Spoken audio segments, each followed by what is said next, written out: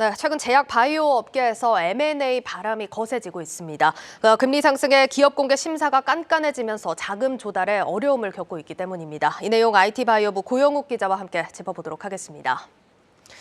고 기자, 현재 제약 바이오 업계 동향부터 좀 살펴볼까요? 네, 먼저 그 보령제약그룹의 보령 바이오 파마가 M&A 시장 매물로 나왔습니다. 예. 보령 측에 이제 직접 확인을 해 보니 당초 연내 IPO 계획이었는데 증시 상황이 좋지 않은 데다가 또 이제 제약 바이오 기업에 대한 투자 심리가 얼어붙으면서 이제 좀 제값을 받기 어려워졌기 때문이라고 설명을 했습니다. 네. 그러니까 자금은 조달을 해야 되는데 상장이 어려우니 매각도 좀 검토해 보자 해서 이제 현재 개별 인수 후보자에 대해서 이제 제안서를 돌리는 단계입니다. 예. 대상은 이제 제약바이오 산업에 관심이 많은 사모펀드라든지 아니면 이제 대기업군과 접촉하고 있는 것으로 알려졌고요.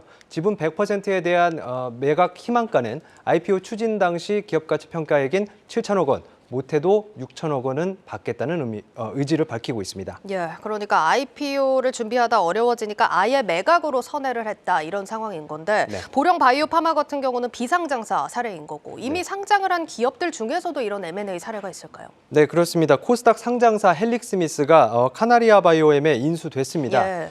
카나리아 바이오엠은 옛날 그 현대사료죠. 카나리아 바이오의 지분 51%를 보유한 모회사입니다. 카나리아 바이오엠은 이제 삼자 배정 유상증자 방식으로 헬릭스미스의 지분 7.3%를 확보해서 최대 주주가 되는데요. 예. 계약 금액은 350억 원입니다. 그런데 이제 이렇게 받은 돈 350억 원이 전부 헬릭스미스로 들어오는 게 아닙니다. 그 받은 돈 300억 원이 카나리아 바이오엠의 또 다른 연결 회사인 세종메디칼의 전환사채 인수로 나가기 때문입니다. 한때 이제 시가총액 3조 원이었던 회사였는데 예. 50억 원의 경영권을 넘긴 셈인 겁니다. 한때 코스닥 시총 2위까지 올랐던 기업인데 또 결말이 이렇다 보니까 좀 씁쓸한 상황인데 김선영 대표는 좀 어떻게 언급을 하던가요? 네, 여기에 대해서 이제 그 김선영 헬릭스미스 대표는 이번 그 경영권 매각과 관련해서 헬릭스미스의 엔젠시스 외에도 카나리아 바이오의 유망한 물질들과 또 세종메디칼의 인프라를 결합해서 세계 시장에서 더욱 주목받는 바이오 기업으로 거듭날 것이라고 했는데요. 당연히 소액주주들은 반발을 하고 있고요. 예. 다음 달 31일로 예정된 주주총회에서 관심이 이제 쏠리고 있습니다. 참고로 말씀을 드리면 지금 그 카나리아 바이오의 나하닉 대표가 불과 2년 전까지만 해도 헬릭스미스의 재무 담당이사 CFO였습니다. 아, 그렇군요. 일단 뭐 주주분들은 새해를 즐기지도 못하고 또 주주총회를 계속 지켜봐야 하는 상황이네요. 네.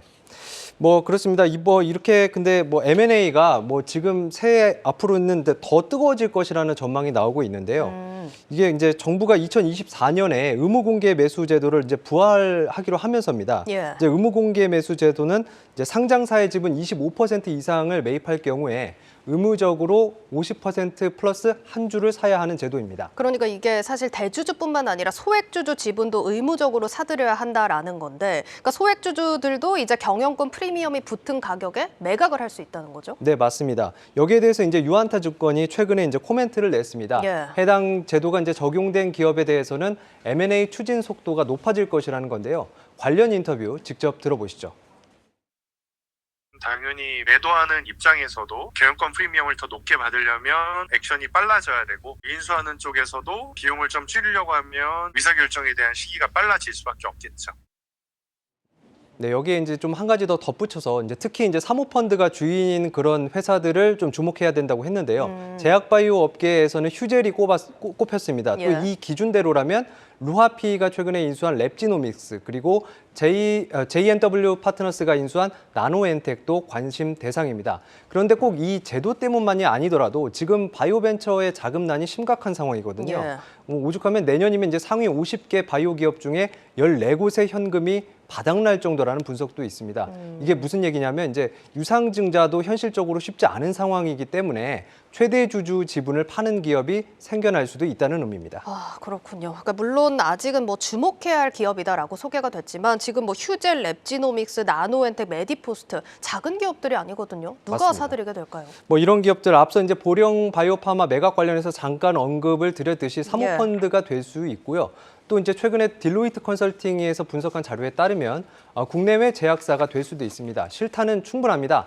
글로벌 제약사들이 현금 보유량이 코로나19로 크게 늘면서 지금 우리 돈 260조 원, 역대 최대 규모입니다. 예. 국내 기업들도 이렇게 현금을 쌓아놓은 곳들이 많이 있죠. 실제로 최근에 이제 미국 암젠이 호라이즌 테라퓨틱스라는 자가 면역 질환 치료제 개발 기업을 우리 돈 무려 36조 원에 사들였는데요. 내년 그 바이오 업계 M&A의 신호탄격이라는 분석이 나옵니다. 뭐 국내 기업들도 당연히 후보가 될 수 있는데 어찌 보면 당연한 얘기지만 기술력이 뒷받침되는 바이오 벤처가 대상이 될 예정입니다. 예, 이렇게 내년 제약 바이오 업계 거센 M&A 바람이 불 거라는 소식 체크해봤습니다. IT 바이오부 고영욱 기자였습니다.